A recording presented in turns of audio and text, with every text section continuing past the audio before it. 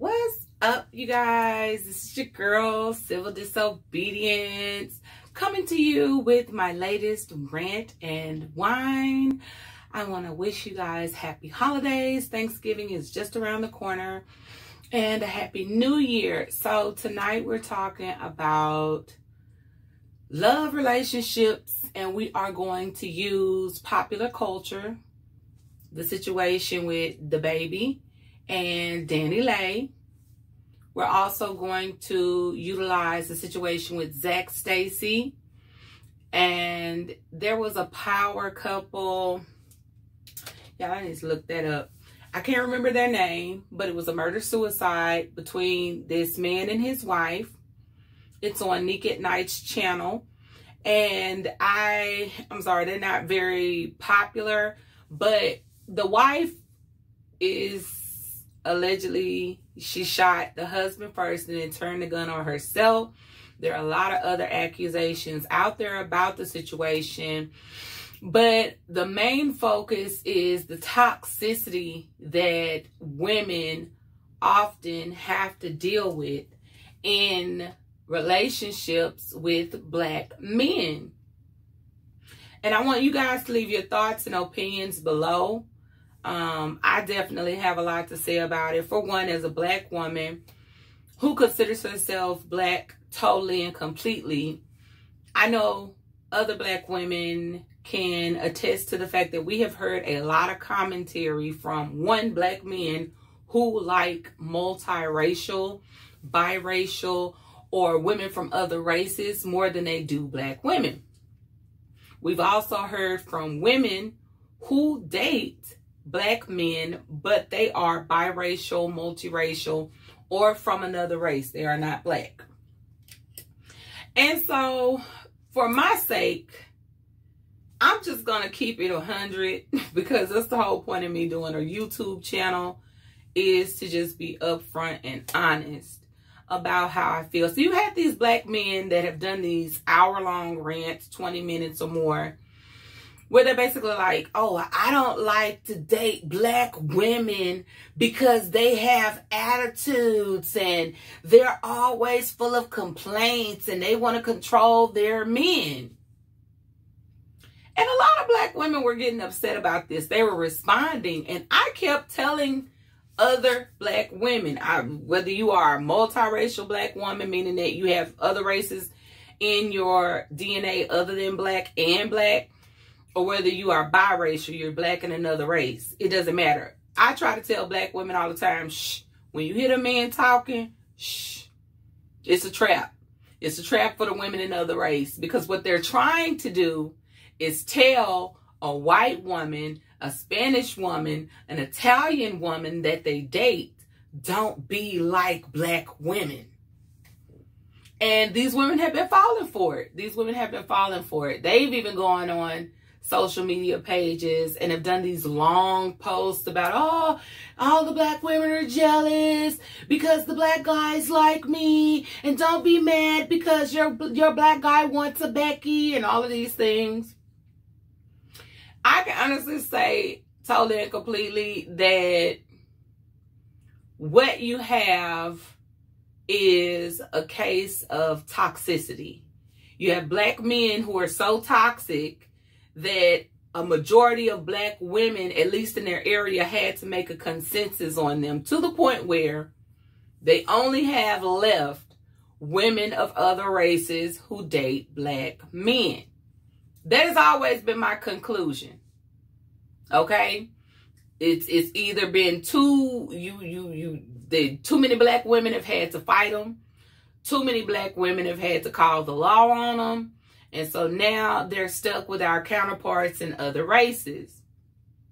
So that segues us beautifully into the situation with DaniLeigh, where she was, and I'm not, this is my thing. Disclaimer statement. I don't feel like anyone deserves bad treatment for having a messed up frame of mind. I think they need therapy. I think they need psychology, psychiatric help. But to assume a person is receiving what they deserve for being delusional or vain, I'm sorry. Because I was never delusional or vain when it came to my relationships. And I can say that relationships have not been easy for me either. And I can say that I didn't deserve it. So I would like for Black women as a whole to stop acting as if the women in another race or biracial women are deserving of abuse if they have dated Black men who say they won't date Black women. It is a red flag, but you know that aha, that's what you get. We got to stop that, because that's what's messing with us, where we can't progress forward and succeed. And so it's like DaniLeigh, you know, she did the little yellow bonus, what he wants. And it was an ugly song. The song, I mean, and you don't really call songs ugly, but it was an ugly song. She didn't sound cute, sang it. The beat wasn't cute. What she was saying wasn't cute. It was just very ugly. It was just an ugly personality song. Skip to about 4 to 5 nights ago, she was at home with her man and their baby, and he decides to go on Instagram Live at 3 a.m. in the morning and showcase himself, basically calling the cops on her, calling her crazy, even though she just had his baby 3 months ago, basically saying that he wants her to leave his house. And that was sad to me. It was sad to me for several reasons. For one, postpartum depression is real. Postpartum depression doesn't care what color you are. Postpartum depression has caused women to kill themselves, kill their babies, oversleep, roll over on their babies. It takes sleeping pills. Like, it's so many things that happen to women in the time frame of them, one, having the baby, and 2, recovering from having the baby. And so you have to realize what kind of woman she was prior to the baby. She was carefree. She was young. She was beautiful. She's beautiful now, but your beauty is just totally different when you have no children to attach it to. It's just free, you know? And so I feel like he called her a side chick, y'all. On the second Instagram video, he got on Instagram. And if you don't know who DaBaby is, he's a rapper. If you don't know who DaniLeigh is, she's a singer. That's all we need to know. He rap. She sing. I ain't got no more teeth, do I? I'm good. I'm just trying to make sure, y'all, because I ain't got no glasses on, the glare. Anyway, so basically, he called her a side chick and everything. So her body has not even recovered from going from, I was this single, beautiful, free swan, to now I am this mother hen. And in comes this man calling her cuckoo for Cocoa Puffs. Now y'all see what we be talking about when we be going off on him. Now y'all see what we be talking about when we be going off on him. Saying she need to get out his house. Now y'all see why we be going off on him. Now y'all see why we be going off on him. Told his audience, and it was like 111,000 people tuned in at the time, that she was a side chick. Okay, little white girls, y'all see why we be going off on these nakers? Do you see? Do you see? Thank you. Thank you. It ain't just us. That's all I'm saying. It ain't just us. And when you do stuff like that, multiracial, biracial, white, Spanish, whatever color woman you are, when you allow Black men to perpetuate bad behavior by saying, oh, it's Black women. It's how Black women act. And I don't have these problems with white women or biracial women. That's what you get. Because if you like a woman, you like a woman. If you're partial to white women, you're partial to white women because you like white skin, because you like the way a white woman looks. To say that you would prefer a white woman or a biracial woman over a Black woman because we have more attitude is stunning her. It's saying to her, oh, you better not get mad at what I do, else I'm going to rank you like I do these Black women.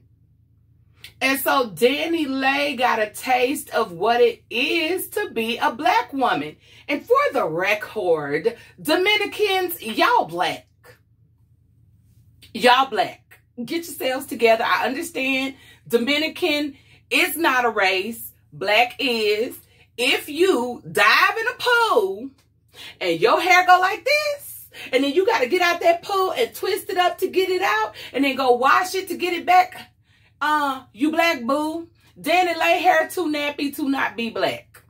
Now, she ain't got to call herself black, but I just wanted to insert that because I've been looking at the little YouTube videos and everybody trying to say, well, she doesn't consider herself black. It don't matter what you consider yourself. You are. That nappy ass hair, love. I'm sorry. Ooh, ooh, ooh, ooh, ooh. You got to go straighten it. And if you jump in the pool and go like this again, you black. You black or Jewish or Jewish. Oh, I ain't got no notes. I was going to put on my glasses. So the next person we're supposed to be talking about is Zac Stacy. Once again, we have a little white lady who was attacked. And I felt very bad. And what is more frustrating for me is the fact that there are so few people commenting and doing commentary, doing vlogs on this issue. One hand, I feel like it's because the baby and DaniLeigh situation was a lot more in the forefront and it was a lot more entertaining versus when we saw this young lady on this footage of surveillance in her home get attacked. There was nothing funny about it. And right there, I just want to applaud the baby for not putting his hands on DaniLeigh, for not trying to control her mouth, for not trying to intimidate her or threaten her or insult her to the point where she felt afraid. You just basically went live. And even though that was sour as hell, at least it wasn't so hateful to where she's bruised outwardly and your baby was actually traumatized because she was in the room while you were physically attacking the mother, which is what happened with Zac Stacy and this young lady. And there again, you know, we got to be careful how we are with each other women. I say this all the time because a lot of times we're separating our power by letting men come in and tell us, oh, well, you know, black women are like this. Don't be like that. And a white woman coming in, okay, well, I'm not going to be nothing like those black girls that he doesn't like. And you end up in the same situation regardless of color, because abuse and hatred know no colors. They know no colors. This man came in the house. If you don't know what happened, he's a football player. He's an NFL player. His girlfriend had a surveillance camera, and it must have been one of those candid or hidden cameras where he wasn't aware that it was there. He basically just came in the house. He basically like shoved a ball of, I don't know if that was snow or cake or lotion or if it was just like paper. It looked like he shoved something in her face, threw her up against the TV. At the moment where he threw her up against the TV, and this is all footage, you can go and look at it. It's on YouTube, you know, you can click off this video and go check it out. He just kind of like, when she hit the TV, he looked for a second like he had a little remorse. Like, dang, I'm knocking the TV there. Then he turned and came back, and it's like he hit her again. He stood over her. I was afraid he was going to kick her. I was afraid we were going to watch him murder her, you know, when I first saw the video. And thankfully, blessingly, he left. She was able to press charges, and then he went into hiding when he found out she had actual footage of him attacking her. Now, here's my thing, y'all. Here's my thing. And I'm off the race thing. I just wanted to put that out there for all my listeners who may happen to be white or, you know, mixed with other races and black. I just don't want you to fall for that pitfall of, oh, I don't date black women because of their attitudes. Half the time they don't date us because they know we coming with the uppercutting brothers that can whoop their ass. You understand what I'm saying? So just don't allow them to hype you up with that. If a black man wants to date you, he wants to date you because you're you. He doesn't want to date you because you're more controlling than a black woman. That's a red flag. That's all I want to say right there. And for DaniLeigh, with her she should have known it was a red flag because Mimi is gorgeous. The baby's first baby mama is drop dead gorgeous. I'm talking about, you could put her on a music video. You could put her in a movie. You could put her on a billboard. She's a gorgeous girl. And for him to not acknowledge and respect the relationship he had with her prior. And another thing, if Danny Lay was the side chick, who was the main chick? Because you wasn't with nobody else. So I just want all these light-skinned girls. And don't think light-skin is a token for you getting treated better. I was going to say F better.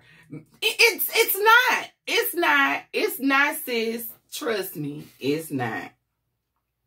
You got to put in the work just like everybody else and demand the respect that you deserve, because they out here trying it, sis. You know what I'm saying? That's why when you see those black girls who are those white girls who are fully migrated over to the black community, and they get to, because baby, sometimes the black men need that neck and that finger to say, hold on, baby, don't take me there. All right, but off of the race thing and onto the thing of knowing that some of these relationships are toxic. A lot of black men, if they have anything positive going for them, and this is a conversation that we don't have in a lot of circles, and really a lot of black women are not having this conversation. We had it in college. We had it a little while in grad school. But since I've been out of college, I have had fewer women really acknowledge that a lot of black men, if they have any small thing going for them that's positive, the community tends to overlook or overshadow the flaws that they have with the positive things. And I know people say, well, this is in humankind, but it's even more so in the black community, because with our men, the emphasis comes with they will do more time if they're caught up with the police. They are scrutinized more in society by American culture. And consequently, we as black women are left in a solitary situation once we attach ourselves to them. So it's a little bit more magnified within the black community because we're under more attack. And so we can't afford to throw into the mix what it is that other races are allowed to do. But we're doing it. We're doing it. We're allowing our men to develop this overly holier than thou, aggressive, obnoxious attitude that is not serving them. It isn't serving them. It isn't serving their people. It's not serving their relationships. And now we can look and say, okay, well, you can't just attach it to us as black women. Here's two instances with women who do not consider themselves black. And they're going through the same things that many of us have had to endure, trying to assist black men with coming to where they are in life. And my thing with the situation is, I feel the young lady with Zac Stacy, she's in more danger than Danny Lay. We can't relate what she's going through to Danny Lay's in the sense of it's just disrespect. She's in danger.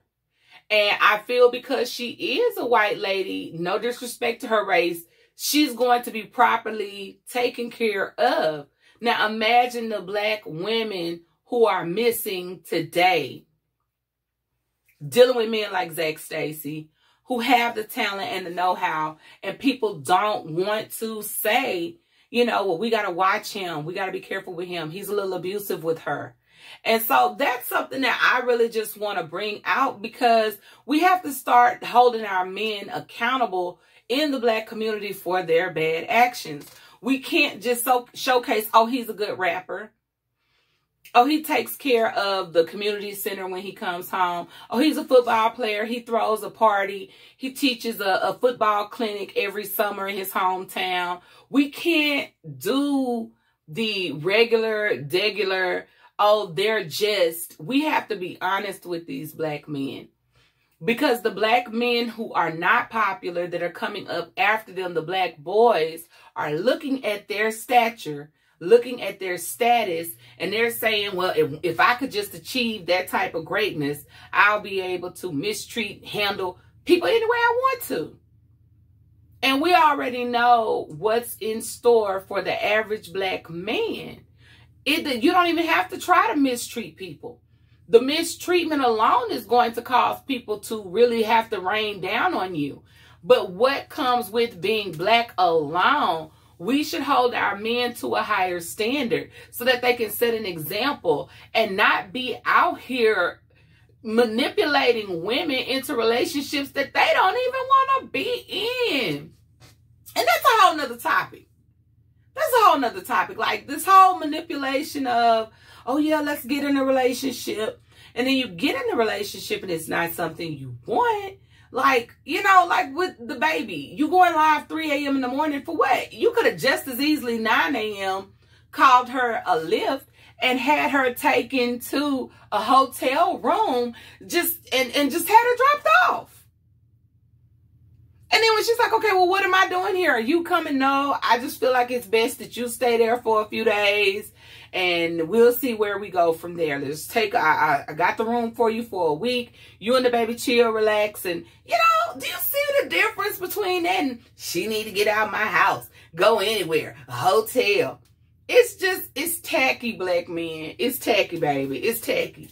And a lot of it is co-signed by black women. Mimi jumped on a live and was like on there for like an hour, just basically like, baby, them come ups is something. And, you know, for you to be a side chick, I was really in a relationship. Like, man, he ain't do you no better. He ain't do you no better. He do you no better. And then they saying Mimi is supposed to be pregnant for the baby. Like, Jonathan.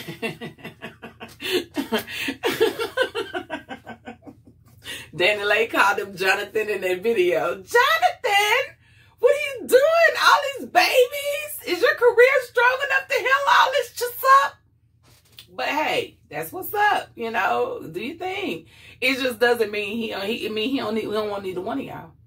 And anybody who's looking at that situation and saying, oh, well, she should have handled it like this, or she shouldn't have handled it like that, all you're going to do is end up in the same situation if you don't really watch and guard yourself. Because it's a setup. And yes, these men lie. And yes, they make you feel like they want you. And yes, they be sounding convincing. And 6 months in, this nigga becomes somebody else. Who is this man? I don't know him. Where did he come from? So don't be so quick to assume you have the answer. Okay, I grew up around marriages. My mother and father are married. Both sides of my grandparents are married. On my mother's side and on my father's side, I'm married. My sister's married. My aunts and uncles are married. I have cousins that aren't married. And I believe that a lot of reasons why they aren't married is because we grew up looking at marriage. And let me tell y'all something, baby. Them dresses is pretty on their wedding day. That's it. It ain't no meal ticket to happiness. On to our power couple that became the murder-suicide. And again, I don't remember their names. I'm using my phone to record this, so I can't really go to it. But what I would like for you guys to do is look it up. You'll find it. Just put in murder-suicide Atlanta couple, and they're going to come up. Basically, they were like a barber and a beauty salon stylist, like a hairdresser. And they're saying, it's a lot of speculation. I'm going to just run through it shortly because these people are really like regular everyday people. They're not like famous people. And so it's a little harder to talk about their situation because it's 8 children involved from their marriage. Some of the kids they came into the union with, some of the children they created in the union, I would assume. Either way it goes, having 8 children involved is big in a murder-suicide because the children are without parents and they just came from having like this top-notch life to a flat line of their parents ending in chaos. A lot of people are saying that the husband was getting ready to leave the wife. He filed for divorce. You can go on Neek at Night's channel. Shout out Neek at Night. She does a very good video on this couple. He filed for divorce. I think it was like October 19th. And October 20th, she went live saying she really needs prayers. She really needs love. And she really needs people to just reach out to her like she reaches out to them when they're going through things.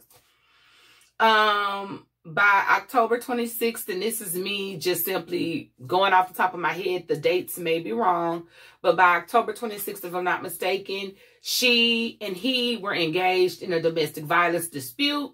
One of the teenage daughters, who was not in the home at the time, called the police to say that there was a domestic violence dispute at their home.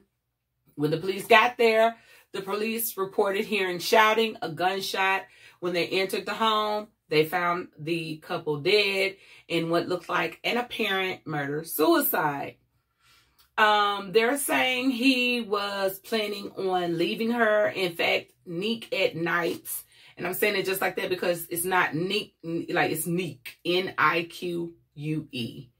Like I think her name is something like Monique. But it's really, she's a really cute girl. She does really cute commentary. This is the thing about commentary on YouTube. I don't agree with everybody about everything, but it definitely helps you develop your opinion to listen to others give theirs so specific and eloquently. So that's what I love about it. Neek does a good job giving a breakdown in the timeline. They're saying she was sleeping, the wife who was, they're saying who shot herself and her husband. They're saying she was sleeping with the husband's cousin / business partner. And that is why he was ready to leave. Now, in this instance, I'm focusing on the energy that I'm giving into condoning bad behavior in men. I am now narrowing that down and targeting in on women. And how our desire to paint our man and our marriage as perfect can cause us to act and react in ways that are psychologically and physically dangerous. Okay? So this is the reason why DaniLeigh needs to be extremely careful in insisting that she's not leaving a domicile when a man says leave. I heard a lot of other women, I think it was Lonnie Love on the Talk or the Real or whichever one she's on. She was like, well, I wouldn't have left either. Why can't he go somewhere? Leave. Take it from me. Pack your bag. And it don't even matter if it's my house. If it's getting to the point where we are about to become physical, and I know how I am, and you know how you are, and you're going to stand your ground, I have learned it is best to leave. And yes, it has been after I put myself in very fucked up, and excuse me, YouTube, situations, and consequently, I had to pay the piper when the situations were done. I had to face the music. I had to deal with the consequences. Now, I was never locked up, but I have had the police called on me. And it is possible for you to put yourself in situations that can label you crazy, label you, like DaniLeigh ended up with 2 assault charges. You know, she ended up with 2 assault charges. So yeah, leave. The young lady who caught the footage of her boyfriend, Zach Stacy, beating on her, it would have been better if you'd have barred the door. Just out of the simple fact that I'd rather you say he couldn't get to you than for him to just walk in there and beat you. But maybe she needed to see the footage herself to realize how bad it was in order to recognize that she needs help. And it's the same thing with the power couple from Atlanta that committed murder-suicide. The wife killed the husband and then herself. You got to recognize 20 years in, I think they were together 20 years total. If it's time to go, it's time to go. Like all this talk about, why are there so many divorces this day instead of back in the day? Who cares? It's a nice conversation for coffee and pie. But baby, if you get to the point where y'all hitting on each other, leave. Leave. And this happening with this man and his wife is a perfect example, because I say it all the time. Domestic violence is not just on the man. It can be on the woman too. Oftentimes, because men are stronger and louder, because their voices boom, it's quite obvious that it's easier to say, oh, he's the aggressor. But that doesn't mean that she's not the aggressor. That just means you heard him and that he overpowered her. That's all that can mean. And so a lot of times you'll hear these women say, oh, my man not going nowhere. It's okay for a woman to say that, but it's not okay for a man to say it. Whoever's saying it, they're being controlling. You don't get to make that decision by yourself. You don't get to make the decision by yourself. Now, they're saying that this man was married 3 other times prior to his wife. They were coming from the St. Louis area, and then they moved to Atlanta. Now, here's my thing with the whole moving and all that stuff. In her video on October 20th, she said that there was a big difference coming from St. Louis, moving to Atlanta, and trying to get, you know, initiated, congregated, blended into the Atlanta society. And she said it was just a lot more than she really bargained for. I would have went home. But then I'm a go home type of girl. Like, I could be into it with my mama. I'm going to be like, well, mama, can I come home? You know, and I might not even stay there that night because my mama is a thug. You know, she believe in Jesus and she saved, but, you know, I believe she see walk in her sleep. So sometimes I just be like, well, I'll leave my things and I'll go somewhere else for a night or two. But if I need to clear out, I clear out. And that's why I don't mind telling people that my relationships didn't work. Because you got to be real with yourself. What are you supposed to do? Kill somebody? You can't make a man stay with you. You've got to let go too. So I feel like the fact that he filed for divorce, and then they were saying he gave her AIDS. I don't believe that, because why would he file for divorce if he's contaminating people with HIV? That doesn't make sense. I believe he found his 4th wife. I believe that she had made such a big deal out of being Mrs. whoever this man is, that when it came down to him and her being on the same team, y'all see my arm on my chair. That's all right, y'all. I didn't move this stuff so much. I feel like she really was just like, I'm not going to let him start over again. I'm not going to let him get another woman. I'm not going to let him get married again. There's even a mistress or a side chick who was conversing in this group with I don't know, what would you call this person? Like a mediator or one of the regulators in a group on Facebook. And she admitted that she lived in the building that they were living in St. Louis, that he had bought her some kind of house or apartment. He was helping her get her credit straight. He was helping her save money. The things that he helped her with was phenomenally above and beyond what she'd expected. And that he did not have AIDS. This is all what the mistress is saying. The mistress is saying that he had already picked him a place to live. He told her, give him some time. He was going to let the wife go. And then they were going to be together. And that's what I believe. And I believe it so much to the point where I believe that the wife figured it out, because she probably was done the same way when he left the 2nd or 3rd wife. He just was like, just give me a little time. I'm going to get rid of her. Then it's going to be me and you. It be like that. And so that's why I be telling women, you know, it's like a Betty Broderick thing. You know, the Broderick guy decided he didn't want her anymore. He married somebody younger that looked just like her, and she murdered them. I can't get ready for it. Baby, you can go get you somebody new too. It's somebody nice and new out there for you too. Reinvent yourself, love. What is you going to prison for? What is you going to death for? And I'm saying it grammatically incorrect. Not what are you? What is you doing, baby? Because it's just that crazy. So I just would like to admonish women overall, man. Have your own life. Like, now I'm second guessing everything. I'm second guessing all the stuff y'all say y'all enjoy as far as being women who, because the wife of this guy who was murdered and she killed herself, you would think she was just happy with her life. Danny Lay, this little girl that was going with Zach Stacy, you would think they would be happy with where they are. And it's somewhere along the line we are tying ourselves to men who don't value us, and we want to hold them in an esteem as if they do.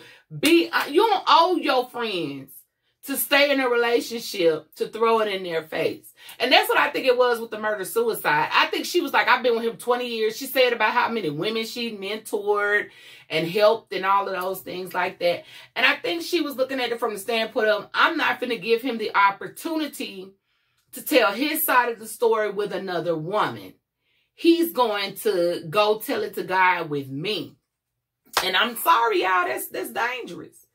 That's dangerous. That is one of the most dangerous things that you can have on your mind. I would like to tell women, don't just focus on your looks. Don't just focus on your body.